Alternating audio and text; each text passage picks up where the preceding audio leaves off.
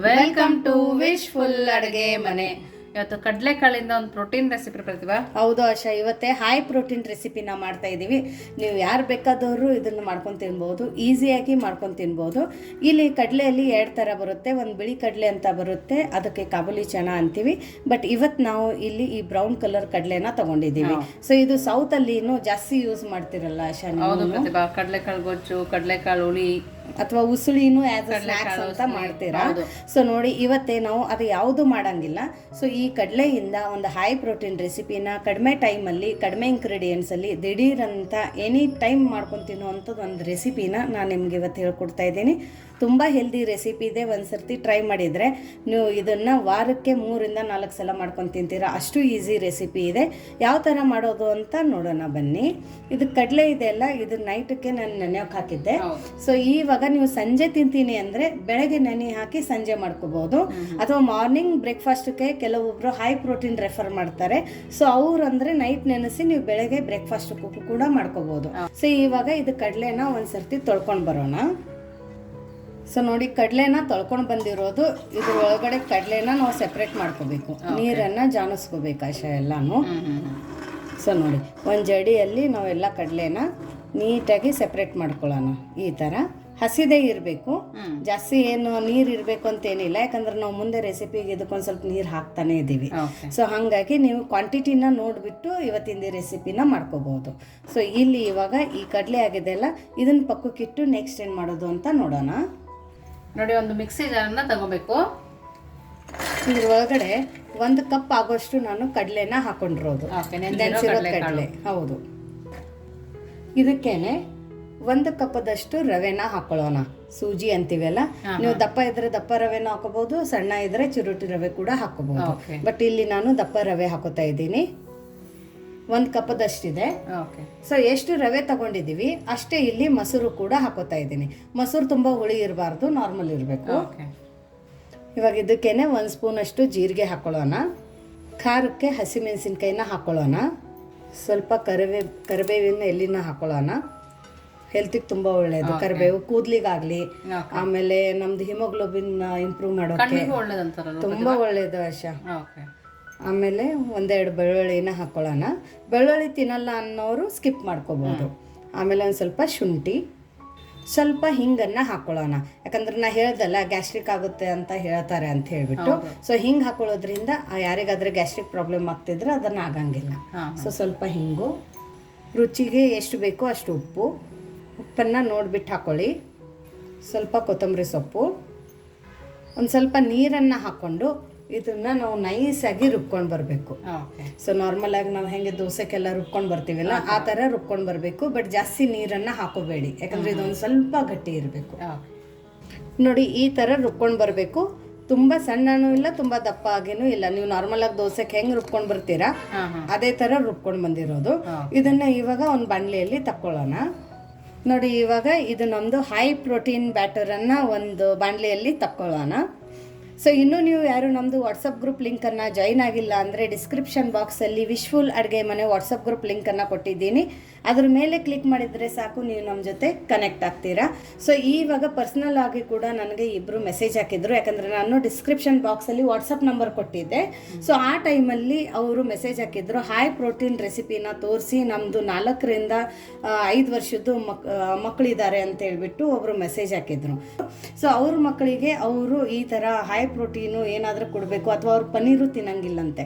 So ದೋಸೆನ ತುಂಬ ಇಷ್ಟಪಡ್ತಾರಂತೆ. So ಅವರಿಗೋಸ್ಕರ ಇವತ್ತಿನ ಈ ರೆಸಿಪಿನ ನಾನು ಅಪ್ಲೋಡ್ ಮಾಡ್ತಾ ಇದ್ದೀನಿ. ಸೊ ನೀವು 2 ವರ್ಷದ ಮಗು ಹಿಡ್ಕೊಂಡು ಈ ರೆಸಿಪಿನ ಕೊಡ್ಬೋದು. ಸೊ ಹಾಗಾಗಿ ಇವತ್ತಿನ ಈ ರೆಸಿಪಿ ತುಂಬ ಯುನೀಕ್ ಆಗಿದೆ, ತುಂಬ ಡಿಫ್ರೆಂಟ್ ಆಗಿದೆ, ಮತ್ತು ಮಾಡೋದು ಕೂಡ ಎಷ್ಟು ಈಸಿ ಅಂತ ನೀವು ಕೂಡ ನೋಡ್ತಾ ಇದ್ದೀರಾ. ನೋಡಿ, ಅದೇ ಮಿಕ್ಸಿ ಜಾರಕ್ಕೆ ಒಂದು ಸ್ವಲ್ಪ ನೀರನ್ನು ಹಾಕೋತಾ ಇದ್ದೀನಿ. ಸೊ ಇದನ್ನು ನಾವು ನೀಟಾಗಿ ಮಿಕ್ಸ್ ಮಾಡ್ಕೋಬೇಕು. ಇದರಿಂದ ನಮ್ಮದು ಮಸಲ್ಸು ಕೂಡ ಇಂಪ್ರೂವ್ ಆಗುತ್ತೆ. ಸೊ ಅಷ್ಟು ಇದರಲ್ಲಿ ಪ್ರೋಟೀನ್ ಅಂಶನೂ ಇದೆ. ಅದನ್ನು ಬಿಟ್ಟು ನಮ್ಮ ಸ್ಕಿನ್ನಿಗೆ ತುಂಬ ಹೆಲ್ಪ್ ಆಗುತ್ತೆ. ಈವನ್ ಸ್ಕಿನ್ ಅನ್ನೋದಕ್ಕಿಂತ ನೇಲ್ಸ್ ಕೂಡ ನಮ್ಗೆ ತುಂಬ ಚೆನ್ನಾಗಿ ಆಗ್ತವೆ. ಹೌದು. ಸೊ ಇದು ಆಯುರ್ವೇದಿಕಲ್ಲಿನೂ ಇದ್ರದ್ದು ಇಂಪಾರ್ಟೆನ್ಸ್ ತುಂಬ ಜಾಸ್ತಿ ಇದೆ. ಸೊ ಇವಾಗ ನೋಡಿ, ನೀರು ಹಾಕಿದ ನಂತರ ಇದು ನೀಟಾಗಿ ಮಿಕ್ಸ್ ಆಗಿದೆ. ಇದನ್ನು ನಾವು ಒಂದು ಚಟ್ನಿ ಮಾಡ್ಕೊಳ್ಳೋ ತನಕ ಮುಚ್ಚಿಟ್ಬಿಡೋಣ. ನೋಡಿ, ಮೊದಲಿಗೆ ಒಂದು ಮಿಕ್ಸಿ ಜಾರ್ನ ತಗೊಂಡು ಕಾಯಿ ತುರಿನ ಹಾಕೊಳ್ತಾ ಇದೀವಿ. ಒಂದು ಅರ್ಧ ಭಾಗವಷ್ಟು ಕಾಯಿ ತುರಿನ ಹಾಕೊಂಡಿದೀವಿ. ಹಾಗೇನೆ ಕಡಲೆ ಕೂಡ ಹಾಕೊಳ್ತಾ ಇದೀವಿ. 1 ಇಡಿ ಆಗೋಷ್ಟು ಕಡಲೆ ಇದೆ, ಅಷ್ಟೇ ಸಾಕಾಗುತ್ತೆ. 1-2 ಎಲಕು ಬೆಳ್ಳುಳ್ಳಿ, ಶುಂಠಿ, ಖಾರಕ್ಕೆ ಎಷ್ಟು ಬೇಕೋ ಅಷ್ಟು ಹಸಿಮೆಣಸಿನ್ಕಾಯಿನ ಸೇರಿಸ್ಕೊಬೇಕು. ಕೊತ್ತಂಬರಿ ಸೊಪ್ಪು ಹಾಗೇನೆ ಕರಿಬೇವಿನ ಸೊಪ್ಪು ಕೂಡ ಹಾಕೊಳ್ತಾ ಇದೀವಿ. ರುಚಿಗೆ ಅನುಗುಣವಾಗಿ ಉಪ್ಪನ್ನು ಕೂಡ ಸೇರಿಸ್ಕೊಂಡು ಸ್ವಲ್ಪ ನೀರು ಹಾಕೊಂಡು ರುಬ್ಕೊಂಡ್ಬರ್ಬೇಕು. ಸ್ವಲ್ಪ ಗಟ್ಟಿನೇ ಇರ್ಬೇಕಲ್ಲ ಇದಕ್ಕೆ ಚಟ್ನಿ. ಹೌದು.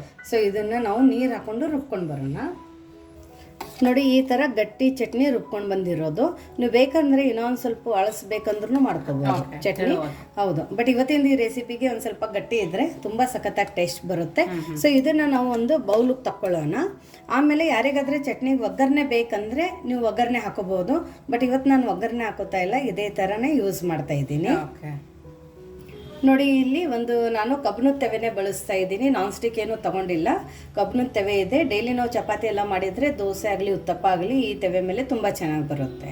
ಸೊ ಇವಾಗ ನಾನು ಈ ಕಬ್ಬಿಣದ ತವೆನ ಲೋ ಫ್ಲೇಮಲ್ಲಿ ಸ್ವಲ್ಪ ಬಿಸಿ ಮಾಡೋಕೆ ಇಟ್ಕೊಂಡಿದ್ದೆ. ಇವಾಗ ತುಂಬ ಚೆನ್ನಾಗಿ ಬಿಸಿಯಾಗಿದೆ ಅಲ್ಲ. ಇವಾಗ ಒಂದು ಅರ್ಧ ಸ್ಪೂನಷ್ಟು ಎಣ್ಣೆನ ಹಾಕೊಳ್ಳೋಣ. ಒಂದು ಸ್ವಲ್ಪ ಎಣ್ಣೆ ಹಾಕೊಂಡು ಫಸ್ಟ್ ತವೆನ ಒರೆಸ್ಕೊಳ್ಳೋಣ. ಒರೆಸಿದಾದ ನಂತರ ಇವಾಗ ಇದ್ರ ಮೇಲ್ಗಡೆ ನೀರನ್ನು ಹಾಕೊಳ್ಳೋಣ.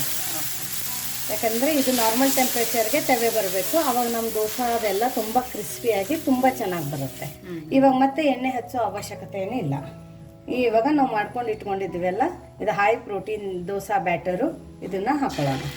ಹಾಕೊಂಡ್ಬಿಟ್ಟು ನಿಮ್ಗೆ ಎಷ್ಟು ತಿಳು ಬೇಕು ಅಷ್ಟು ತಿಳು ಇಲ್ಲಿ ನೀವು ದೋಸೆಯನ್ನು ಮಾಡ್ಕೋಬೋದು. ಇಲ್ಲಿ ನಾನು ತಿರುಗಿಸ್ಬೇಕಾದ್ರೆ ನಿಮ್ಗೆ ಗೊತ್ತಾಗ್ತಾ ಇರ್ಬೋದು ನಾನು ಎಷ್ಟು ತಿಳುವಾಗಿ ಹಾಕ್ಕೊಂಡಿದ್ದೀನಿ ಅಂತ. ಫ್ಲೇಮನ್ನು ಮಾತ್ರ ಮೀಡಿಯಮ್ ಫ್ಲೇಮಲ್ಲಿನೇ ಇಟ್ಕೋಬೇಕು. ಆಮೇಲೆ ಒಂದು ಸ್ವಲ್ಪ ಎಣ್ಣೆ, ತುಪ್ಪ ಅಥವಾ ಬೆಣ್ಣೆ ನಿಮ್ಗೆ ಯಾವ್ದು ಇಷ್ಟ ಅದನ್ನು ಕೂಡ ನೀವು ಹಾಕೋಬಹುದು. ಇಲ್ಲ ಮೇಲ್ಗಡೆ ನಾವು ಏನಾದ್ರೆ ಒಂದು ಸ್ವಲ್ಪ ಉಪ್ಪಿನಕಾಯಿ ರಸ ಎಲ್ಲ ಒರೆಸ್ಕೋತೀವಿ ಅಂದ್ರೂ ಒರೆಸ್ಕೋಬಹುದು. ಚಟ್ನಿ ಪುಡಿ ಬೇಕಾದ್ರೆ ಹಾಕೋಬಹುದು, ಈರುಳ್ಳಿ ಹಾಕೋಬಹುದು, ಕ್ಯಾರೆಟ್ ಹಾಕೋಬಹುದು, ಏನ್ ಬೇಕಾದ ಹಾಕೋಬಹುದು. ಬಟ್ ಯೂಶ್ವಲಿ ಮಕ್ಕಳಿಗೆ ದೋಸೆ ಅಂದ್ರೆ ಈ ತರ ಇಷ್ಟ ಅಂತ ಹೇಳ್ಬಿಟ್ಟು ನಾನು ಇಲ್ಲಿ ಪ್ಲೇನ್ ಆಗಿನೇ ಮಾಡ್ತಾ ಇದ್ದೀನಿ. ಇನ್ನೊಂದಂದ್ರೆ ಮಕ್ಕಳಿಗೆ ಪನೀರ್ ಚೀಸ್ ಇಷ್ಟ ಇದೆ ಅಂದ್ರೆ ಅದನ್ನು ಕೂಡ ನೀವು ಇದ್ರ ಮೇಲ್ಗಡೆ ಗ್ರೇಟ್ ಮಾಡಿ ಕೊಡ್ಬೋದು.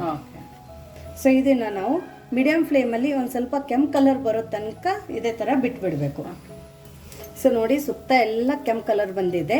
ಆಮೇಲೆ ತಾನೇ ಹೇಳುತ್ತೆ ನೋಡಿ, ಮುಟ್ಟೋದೇ ಬೇಕಾಗಿಲ್ಲ, ಅಷ್ಟು ಚೆನ್ನಾಗಿ ಹೇಳುತ್ತೆ ಇದು. ಮತ್ತೆ ಕಬ್ಬಿಣದ ತವೆ ಮೇಲೆ ನಾವು ಮಾಡ್ಕೊಂಡಿದ್ದೀವಿ. ನೀವು ಬೇಕಂದ್ರೆ ಇದೇ ಥರ ಫೋಲ್ಡ್ ಮಾಡಿ ತಿನ್ಕೋಬಹುದು, ಅಥವಾ ತಿರುಗಿಸ್ಬಿಟ್ಟು ಕೆಲವೊಬ್ಬರಿಗೆ ದೋಸೆ ತುಂಬ ಇಷ್ಟ ಆಗುತ್ತೆ. ಸೊ ಅದನ್ನು ಕೂಡ ನೀವು ಮಾಡ್ಕೋಬಹುದು. ಸೊ ನೋಡಿ ನಮ್ಮದು ಕ್ರಿಸ್ಪಿ ಹೈ ಪ್ರೋಟೀನ್ ದೋಸೆ ರೆಡಿಯಾಗಿದೆ. ಸೊ ನಾನು ನಿಮಗೆ ಇನ್ನೊಂದು ದೋಸೆ ಕೂಡ ಹಾಕೋದನ್ನು ತೋರಿಸ್ತೀನಿ. ಇದೇ ಥರ ಬರುತ್ತೆ. ಓಕೆನಾ? ಓಕೆ. ಸೊ ಇವಾಗ ಇನ್ನೊಂದು ದೋಸೆ ಹಾಕಬೇಕಂದ್ರೆ ಫ್ಲೇಮನ್ನು ಫುಲ್ ಲೋ ಫ್ಲೇಮಲ್ಲಿ ಇಟ್ಕೊಂಡು ಎಣ್ಣೆಗಿಣ್ಣೆ ಹಾಕೋದು ಬೇಕಾಗಿಲ್ಲ. ಡೈರೆಕ್ಟ್ ನೀರನ್ನು ಹಾಕಿ ಒಂದು ಸರ್ತಿ ಒರೆಸ್ಕೊಳ್ಳಿ. ಕೇರ್ಫುಲ್ಲಾಗಿ ಮಾಡಿ, ಕೈ ಇಲ್ಲಾಂದರೆ ಉಗ ಬಡಿಯುತ್ತೆ. ಆಮೇಲೆ ಇಮಿಡಿಯೇಟಾಗಿ ನಮ್ಮದು ಬ್ಯಾಟರನ್ನು ಹಾಕೊಳ್ಳೋಣ. ಹಾಕೊಂಡ್ಬಿಟ್ಟು ಎಷ್ಟು ತಿಳು ಬೇಕು ಅಷ್ಟು ತಿಳು ಇದನ್ನು ನೀವು ತಿರುಗಿಸ್ಕೊಳ್ಳಿ. ನೋಡೋಕ್ಕೂ ಎಷ್ಟು ಸಕ್ಕತ್ತಾಗಿದೆ ನೋಡ್ಕೊಳ್ಳಿ, ತುಂಬ ಚೆನ್ನಾಗಿ ಕಾಣಿಸ್ತಾ ಇದೆ. ಯಾರು ಹೇಳೋದೇ ಇಲ್ಲ ಇದು ನಾವು ಕಡಲೆ ಕಾಳಿಂದ ಮಾಡಿದ್ದೀವಿ ಅಂತ. ಮತ್ತೆ ಗೋಧಿ ಹಿಟ್ಟಿಲ್ಲ, ಜೋಳದ ಹಿಟ್ಟಿಲ್ಲ, ಕಡಲೆ ಹಿಟ್ಟಿಲ್ಲ, ಅಕ್ಕಿ ಹಿಟ್ಟಿಲ್ಲ. ಸೊ ಹಾಗಾಗಿ ಈ ತರ ಒಂದು ರೆಸಿಪಿನ ರಾತ್ರಿ ದೋಸೆ ನೆನ್ಸಕ್ ಮರ್ತೋಯ್ತು ಅಂದ್ರೂ ಚಿಂತೆ ಇಲ್ಲ. ಹೌದು, ಈ ತರ ಮಾಡ್ಕೋಬಹುದು. ಸೊ ಇದನ್ನು ಕೂಡ ನಾವು ಮೀಡಿಯಂ ಫ್ಲೇಮಲ್ಲಿ ಬೇಯಿಸ್ಕೊಂಡು ಬರೋಣ. ಸೊ ನೋಡಿ ಇದನ್ನು ಕೂಡ ಚೆನ್ನಾಗಿ ಕೆಂಪು ಕಲರ್ ಬರೋ ತನಕ ಬೇಯ್ದಿದೆ. ನೋಡಿ ಇದ್ರ ಮುಂದೆ ಕ್ರಿಸ್ಪಿ ದೋಸೆನೂ ಬೇಕಾಗಿಲ್ಲ, ಅಕ್ಕಿ ಬೇಳೆ ನೆನೆಸ್ಬೇಕು, ರುಬ್ಬೇಕು ಅನ್ನೋದೇನು ಇಲ್ಲ. ಸೊ ಈ ಥರ ದಿಢೀರಂತ ನಾವು ದೋಸೆನ ಮಾಡ್ಕೋಬೋದು. ಅದನ್ನು ಹೈ ಪ್ರೋಟೀನ್ ದೋಸೆ. ಇದನ್ನ ಯಾವ ಥರ ಸರ್ವ್ ಮಾಡೋದು ಅಂತ ನೋಡೋಣ ಬನ್ನಿ. ಸೊ ನೋಡಿ ಇಲ್ಲಿ ತಟ್ಟೆ ರೆಡಿ ಇದೆ. ಇವಾಗ ನಾವು ಇದ್ರೊಳಗಡೆ ಮಾಡ್ಕೊಂಡಿರೋಂಥ ತೆಂಗಿನಕಾಯಿ ಚಟ್ನಿನ ಹಾಕೊಳ್ಳೋಣ. ಹುಳಿಗೆ ಬೇಕಂದರೆ ಹುಣಸೆಹಣ್ಣು ಕೂಡ ಹಾಕೋಬಹುದು, ಅಥವಾ ಲಿಂಬೆ ರಸನೂ ಕೂಡ ಹಾಕೋಬಹುದು. ಬಟ್ ಯೂಶ್ವಲಿ ನಮ್ಮ ಸೈಡ್ ಚಟ್ನಿ ಮಾಡ್ಬೇಕಂದ್ರೆ ಬೇಕಂದವರು ಮೇಲ್ಗಡೆ ಲಿಂಬೆ ರಸನ ಹಿಂಡ್ಕೊಂಡು ಈ ಚಟ್ನಿನ ತಿಂತಾರೆ. ಸೊ ಕೆಲವೊಬ್ಬೊಬ್ರು ಕಮೆಂಟ್ಗೆ ಹುಣಸೆಹಣ್ಣು ಹಾಕಲ್ಲ ಅಂತ ಸುಮಾರು ಜನ ನಂಗೆ ಕೇಳಿದ್ದಾರೆ. ನಮ್ಗೆ ಆ್ಯಕ್ಚುಲಿ ಅದು ರೂಢಿ ಇಲ್ಲ, ನಾವು ಹಾಕಂಗಿಲ್ಲ.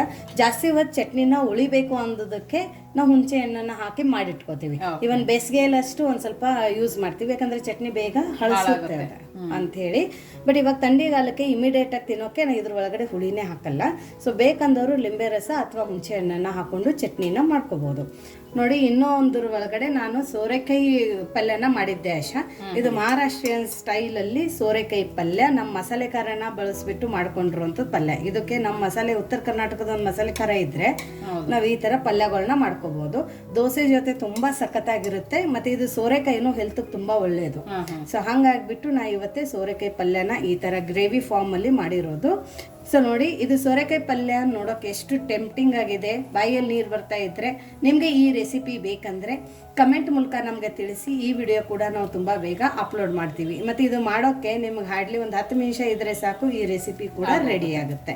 ಸೊ ಇವಾಗ ದೋಸೆ ಜೊತೆ ಆಗಲಿ, ಚಪಾತಿಗಾಗಲಿ, ಅನ್ನಕ್ಕಾಗಲಿ ಎಲ್ಲದಕ್ಕೂ ಇದು ತುಂಬಾ ಬೆಸ್ಟ್ ಕಾಂಬಿನೇಷನು. ಸೊ ಇಲ್ಲಿದೆ ನಮ್ಮದು high protein dosa, ಕಡಲೆಕಾಳಿನ dosa.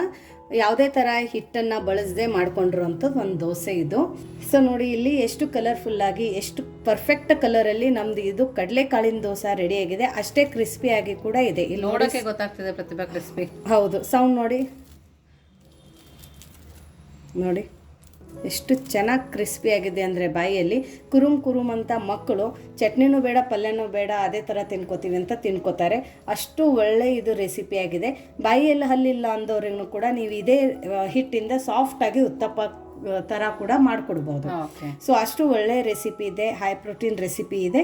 So ಯಾವುದೇ ಥರ ನಾವು ಏನೂ ಆಗಲಿ ಅಥವಾ ಸೋಡಾ ಆಗಲಿ ಬಳಸಿಲ್ಲ. ಸೊ ಎಲ್ಲ ಟಿಪ್ಸು ಕೂಡ ನಾನು ನಿಮಗೆ ಹೇಳಿದ್ದೀನಿ. ನೋಡಾಶೆ ಇದು ಟೇಸ್ಟ್ ಹೆಂಗಿದೆ ಅಂತ. ಸೋರೆಕಾಯಿ ಪಲ್ಯ ಜೊತೆನೂ ನೋಡಿ ಫಸ್ಟ್. ಇದ್ರ ಜೊತೆ ಇನ್ನೊಂದು ಅಂದರೆ ಟೊಮೆಟೊ ಪಲ್ಯ ಕೂಡ ತುಂಬ ಸಖತ್ತಾಗಿರುತ್ತೆ. ಹೌದು, ಟೊಮೆಟೊ ಗೊಜ್ಜು ಮಾಡ್ತಿರಲ್ಲ, ತುಂಬ ಸಖತ್ತಾಗಿರುತ್ತೆ. ತುಂಬ ಅದ್ಭುತವಾಗಿದೆ ಪ್ರತಿಭಾ, ಸಕ್ಕತ್ತಾಗಿದೆ. ಚಟ್ನಿ ಜೊತೆ ನೋಡು.